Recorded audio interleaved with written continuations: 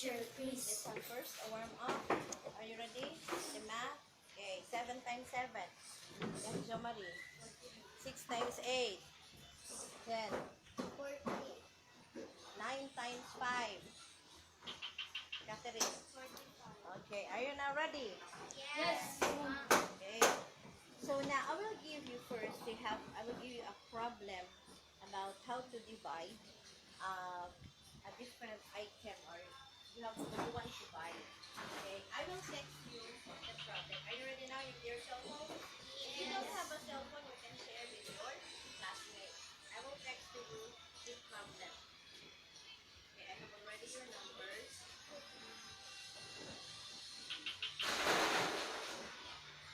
Have you received already the text? Have you received? Yes, ma'am. Who wants to read the first problem? Yes, Emerald.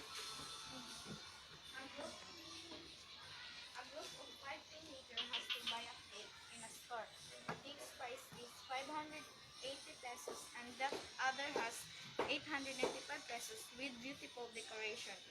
What cake should you buy and how much they will contribute to buy the 2 cake? Okay.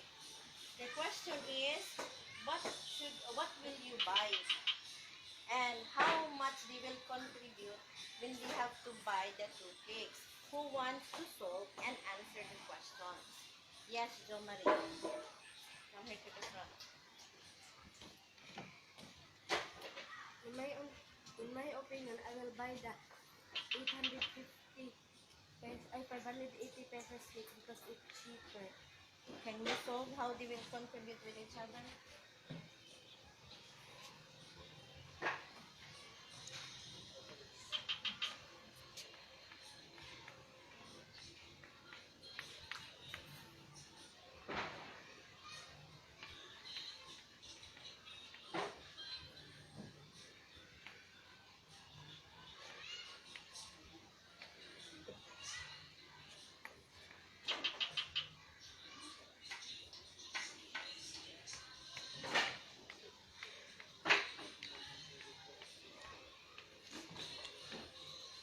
While Jo Marie is solving, you can solve also in your desk.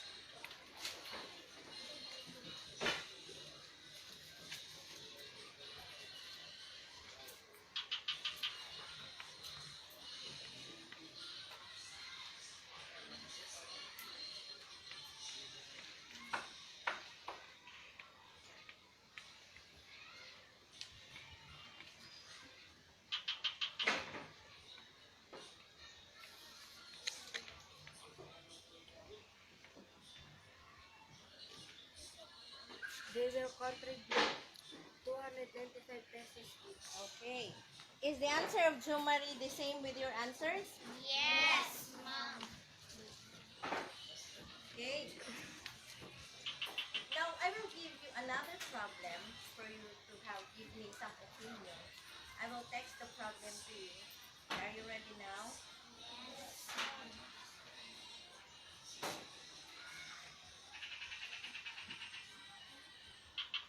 Okay, it is already forwarded.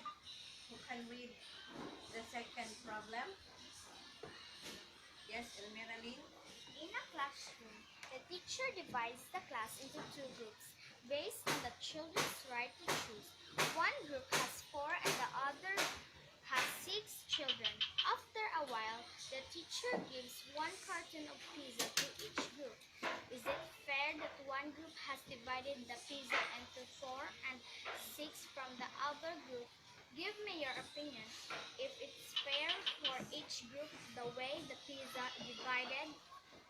The question is it fair for the pizza to be divided into the one group, first group has 4 and the other group has 6? Who wants to give first opinion if it is fair? Yes, Erin. For me, it's not fair because the 4 person will eat larger pizza and the 6 person will eat smaller pizza, so it's not fair. Erin says it's not fair. A group of 6 and a group of 4, which the group of 4 have bigger and the group of 6 has smaller pizza. Do you have another opinion in your mind? Yes, Erin.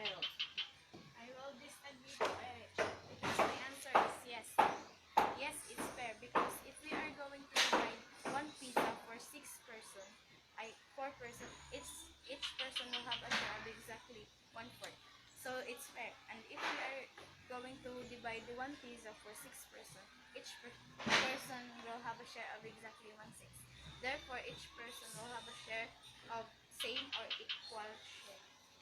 Yeah, Emeros disagrees with Erich. Who want to have to give me another opinion in your mind? Yes, Clyde. I will disagree with Emerald's answer because my answer is no. We are talking about fairness. I say no because per person will receive the bigger pieces of pizza and 6 person will receive the smaller pieces of pizza. And for me, it is not fair. Clyde says it's not fair. Another. Do you have another opinion in your mind? Yes, Marimar. I disagree with Clyde. The answer is yes. It is fair because the pizza is equally divided and each group is 6 and 4 person. And they can all get a pizza as the same number of people will eat. Okay, Marimar says it's fair. Another. Do you have another? Yes, Princess. I really disagree with my because my answer is no. No, it is unfair because the first group will receive a smaller size of pizza for 6 of them, while the second group will receive a larger size of pizza for 4 of them. Okay. The different idea from Princess. Do you have last one to give me another opinion? Yes, Jo Marie. I will disagree with this because my answer is yes. Because the first group has 4 persons so they get the biggest slice of pizza. Then the other group has 6 persons so they get the smaller slice of pizza. Very good. You have different idea, you have different opinion with one problem. So that is you're exchanging your mind with each other. Now, do you want to have a debate? Yes, Mom. Before we have to start our debate, do you know what is a debate? Yes. Okay, Denise, what is a debate? Debate is exchanging of different ideas in two groups which is pros and cons. This will be led by a chairperson and the timekeepers to limit their speech. Denise says we have to divide into two groups. We have the pros and the cons, and then it has a chairperson and a timekeeper. Now we have to choose to have a chairperson. Who wants to become a chairperson? Yes, Shane. Do you want to become a chairperson, Shane? Yes, Mom. Okay, Shane wants to be a chairperson. Move it now. Come to the front. Who wants to become a timekeeper here? Yes, Kate. Do you want to become a timekeeper, Kate? Okay. Somebody, Denise also says it has a two group. It has one leader per each group. Who wants to suggest who will be your leader? Yes, Catherine. I want Clyde to be our leader. Catherine says Clyde wants to. Clyde, do you want to become a leader? Yes, Mom. Clyde says he wants to be a leader. What about for the second group? Yes, Jen. I want Almeralyn to be our leader. Elmira Lynn, Jen Cara wants Elmira to be the leader. Elmira, do you want to become a leader? Yes, Mom. Elmira Lynn says yes. Now, you have already each leader for every group. You have Clyde and Elmira Lynn. You have the right to choose your own leader. So you can stand and find who do you want to become your leader. Go now. I will give you 5 counts only. 1, 2, 3, 4, 5. Okay, you have already set. We have now to start our debate. We have our chairperson, our timekeeper. We have our two groups. I will now give you the floor to our chairperson, which is Shane. I am Shane de la Cruz, your chairperson in our debate today. We were already given an assignment. What problem we have to use for our rebuttal argument? I have to introduce to you our first speaker, who is Mr. Clyde Jan F. Uba and Ms. Marilyn G. Ugtuhan, for our second speaker, for them to give their idea about their understanding about the problem given. Before we have to start our debate, may I introduce to you our timekeeper, Ms. Kathleen Kate D. Abarca, to give us more details about the time allotted to every speaker. Take it on, Kate. Thank you, Shane. I am Kathleen Kate D. Abarca. In a debate, we have to limit our time in explaining our side. For every speaker, you have 90 seconds to express your opinion. If I will raise my red flag, That means you have only 15 seconds to finish your explanation. And when the time is up, I will wave my red flag for you to be alarmed that your time to speak is already done. Hope you understand. Thank you. Back to you, Shane. Thank you, Kate. Now are you all ready? Yes, Shane. The problem given to you early is, in a place Mangago, we have already different store to buy our daily needs. Should we buy our needed based on quality that has a high price or the quantity that give the cheaper one? Now I will give the floor to our first speaker, Clyde, to give us his opinion. Clyde, your timer starts now. As far as economical crisis is concerned, we must be wise upon buying our needs. One of these is in buying ballpen. We must choose and buy the cheaper and affordable that fit to our budget. Like for example, I choose the ballpen that cost only 7 pesos, which I found it affordable, and it can be compared to the other leading brand of its quality. I say it because I found that it is durable and long-lasting. But 7 pesos ballpen cost is different to the other leading brand ballpen, because you can buy 7 pesos ballpen cost as many as your budget fit. If you choose the 7 pesos ballpen cost, you can save your money. If I will you, I will choose the affordable and long-lasting. You can write comfortable because it is nice when you are writing. Remember, buy more and spend less. Thank you, Clyde. Now let's hear for the second speaker. Elmira Lynn, your timer starts now. I choose quality because when compared to a thing, it is durable and it will not easily be destroyed, and it will last long or everlasting. But when compared to quantity, the value is lesser and cheaper. You can have it many, but it will be easily destroyed. Perhaps if we will cite an example of two different things, like a branded and a locally made, granting that you bought two local shoes and you have only one branded shoes, I'm sure that the branded one will prevail longer in time of its use. Unlike locally made, will easily deteriorate because of its poor material use that has no quality. Therefore, the best thing of choice is to examine it very well. Thank you, and now you can ask questions to anyone on our team. Kate, give some guide. Thank you, Shane. You have 90 seconds to ask questions for each other. The timer starts now. Who wants to be the first one to ask? Jomari. My answer will be answered by Jinikara. My question will be answered by Jinikara. If you have a Titus ball pen, how many days does it long? Why did you buy that kind of ball pen? It long in 1 month. I buy that ball pen because it will not easily be destroyed. My question answered by Clyjan, why should you buy cheaper item? I would buy the cheaper item so that I can save my money because it is affordable. My question will be answered by Denise. Denise, why did you choose the branded item? I choose the branded item because it may be expensive but it can last long. My question is for Catherine.